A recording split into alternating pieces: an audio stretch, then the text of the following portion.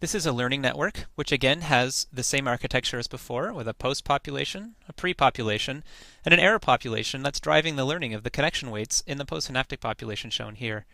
Although we're learning a square, you'll notice that the decoded values of the postsynaptic population go negative, which we would not expect for this function. Let me turn learning on, and we'll notice that an error signal now begins. And we can immediately see changes in the connection weight matrix. You'll notice that the postsynaptic decoded values are now mostly positive, despite the fact that there is some negative input coming in the presynaptic population. In other words, it very quickly begins to learn one of the predominant features of the squaring function. Nevertheless, it takes a long time to get an accurate square, so let me pause the video. The simulation has now been running for about 40 seconds, and we can see that the weights have changed significantly. In addition, the error has radically decreased.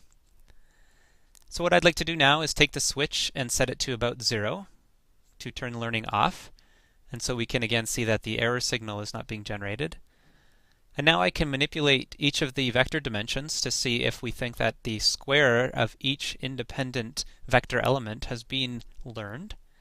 So to do so, I will sweep from -1 to 1 in the second dimension, and we can see the presynaptic population has a ramp, and the postsynaptic population has a familiar quadratic-shaped curve.